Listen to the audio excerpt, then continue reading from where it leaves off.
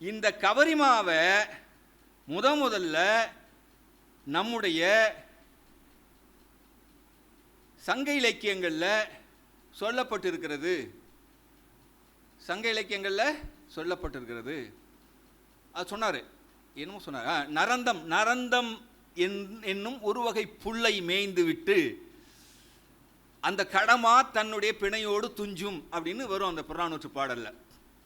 சரி, அவர் சொல்றாரு, இப்படி தமிழ்நாட்டில் தென்பகுதியில் இருக்கிற ஒரு புலவர் வட இமயத்தில் இருக்கக்கூடிய பனிமலையில் இருக்கக்கூடிய நரந்தம் என்ற ஒரு புல்வகையை பற்றி பேசுகிறார் என்று சொன்னால், கடமா என்ற அந்த மானை பற்றியும் சொல்லுகின்றார் என்று சொன்னால், நாம் ஆழ்ந்து சிந்திக்க வேண்டாமா?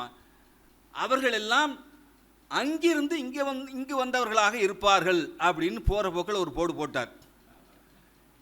அப்புறம் அவரை போகும்போது நான்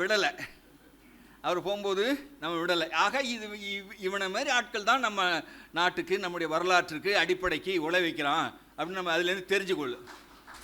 அப்போவே நான் இந்த புத்தகம்லாம் வருவதற்கு முன்னாடியே ஒரு 15-20 ஆண்டுகளுக்கு முன்பே அது எதை மறுக்குது? நம்முடைய பழந்தமிழருடைய ஆய்வு கோட்பாடு, பாவாணருடைய ஆய்வு கோட்பாடான முக்கியமானது இல்லையா அது?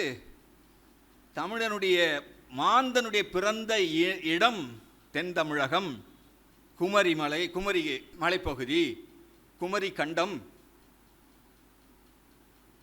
இதற்கு அவர் சொல்லியல் அளவிலே தான், எட்டிமாலஜி சொல்லியல் அளவிலே தான் சான்றுகளை எல்லாம் தரவுகளை எல்லாம் சேர்த்து கொடுக்க முடியும். அவரிடம் என்ன பெரிய அகழ்வாராய்ச்சி துறையாக இருக்கிறது, அகழ்வாராய்ச்சி விற்பனர்கள் இருக்காங்க, அதெல்லாம் நிறைய சொன்னார், சான்றுகள்லாம் சொன்னார், மறுக்க முடியாத சான்றுகள் சொன்னார்.